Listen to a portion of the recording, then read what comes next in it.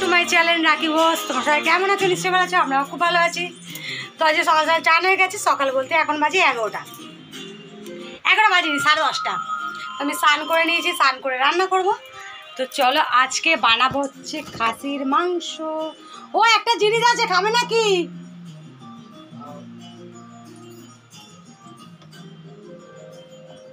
রসগোল্লা। তো চলো মাংসটা ম্যারিনেট করে রেখে, আবার এত ভারী 1 কেজি খানিক মাংস।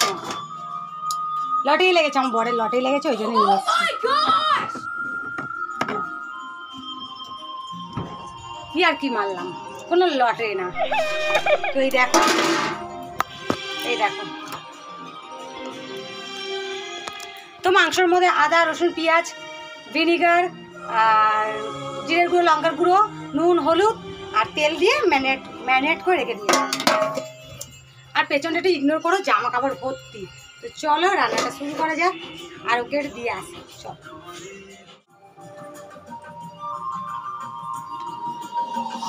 এরাও খেয়ে বলো কেরম হয়েছে।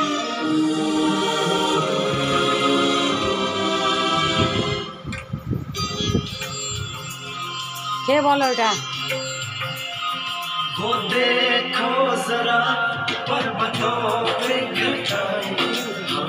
আরে খা, কি সব চাকরি মারি সব দেখা যাচ্ছে। শক্ত কেন বলতো? ফ্রিজে ছিল,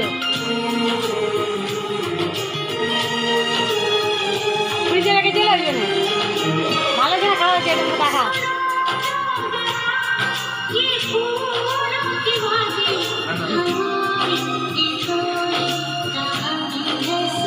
তোকার কিচ্ছু বানিয়ে দেবো না আমি, এই জন্য বানাই না, সব বন্ধ করে দিয়েছি না।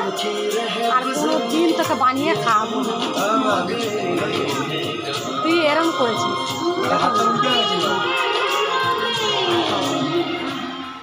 তো এবার চলে এসেছি রান্নার এখানে। তো এখানে আমি রান্না করব মাংসটা, মাটন।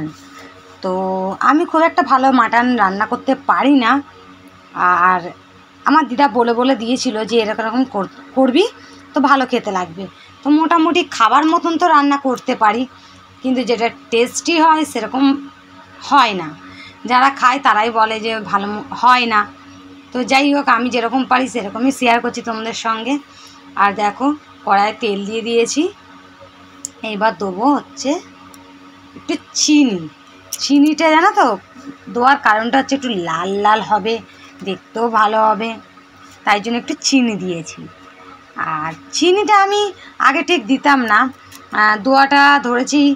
অনেক রেসিপি দেখি যে সবাই তেলের মধ্যে একটু চিনি দেয়, তাই জন্য আমিও দিয়েছি।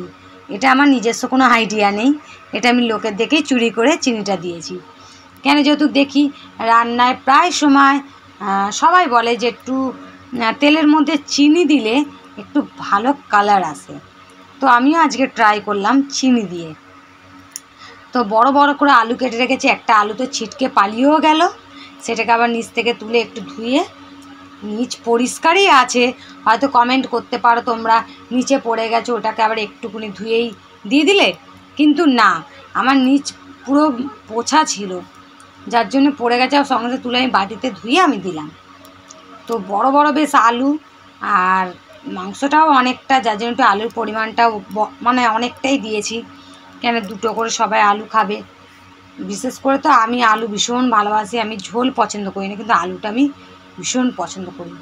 আর বাইরে দেখাচ্ছি তোমাদের যে বৃষ্টিটা কী পরিমাণে লেগেছে, এতটা পরিমাণে বৃষ্টি হচ্ছে যে তোমাদের কি বলবো। যেই আমি এখানে মানে তেলের মধ্যে একটু আলু দিই, সে দেখি চড়বা চড়বা করে ওঠে। কেন ওঠে না? বৃষ্টির জল পড়ছে বলে। তো আমি একটু নুন আর একটু হলুদ দিয়ে আলুটাকে একটু ভালো করে ভাজা করে নিচ্ছি, যাতে যখন প্রেসার কুকারে দেবো মাংসটা এতটা পরিমাণে কষাবো যে বেশিক্ষণ লাগবে না। কিন্তু আলুটাও যদি ভালো করে লাল লাল করে না ভাজি তো ভালো লাগবে না। তো চলো আলুটা আমি তুলে নিই। তুলে এই যে আমি প্রথমে একটুখানি পেঁয়াজ বাটাটা দিয়েছি।